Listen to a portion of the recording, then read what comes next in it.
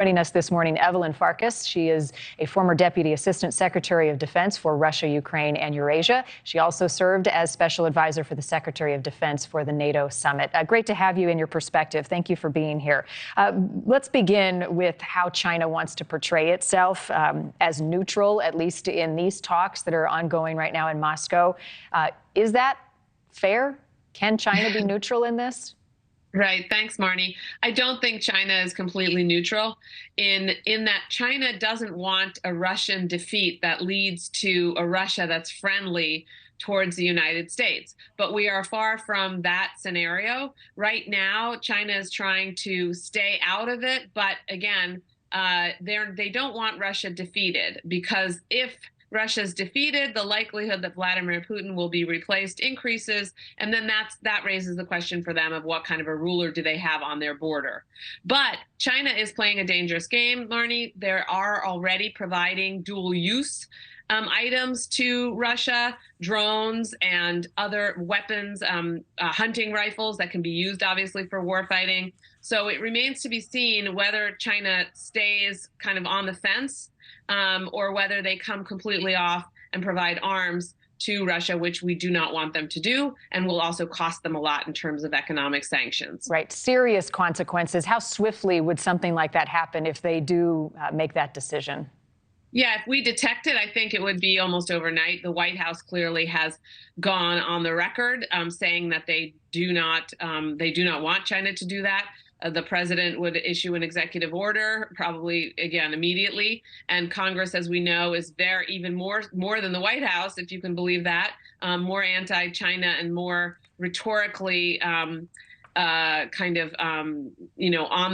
the lookout for anything that China does that they can use for political purposes. So Congress would also support the president.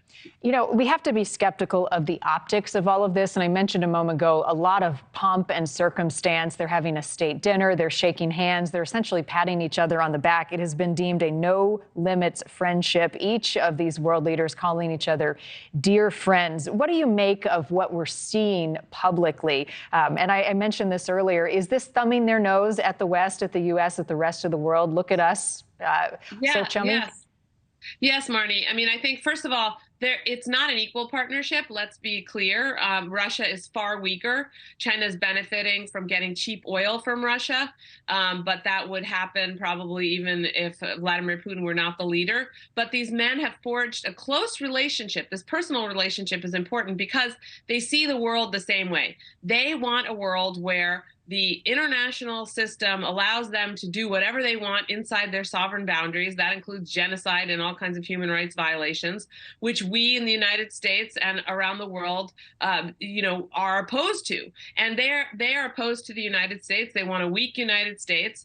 President Xi is a little bit different from President Putin. He's actually fine with the international order, the UN, et cetera, so long as the emphasis is on boundaries, so on the states staying the way they are, more or less, and governments being able to do what they want.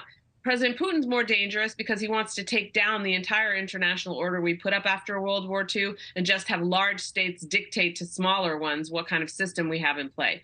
And for us in the United States, the current international system with the UN, as imperfect as it is, it's kept us out of World War III. So that's what we're defending. We're defending the right to have sovereignty, to have the system we want inside of the United States, but also for human rights around the world. And so this is a challenge right now. And China and Russia are trying really hard to take territory that doesn't belong to them.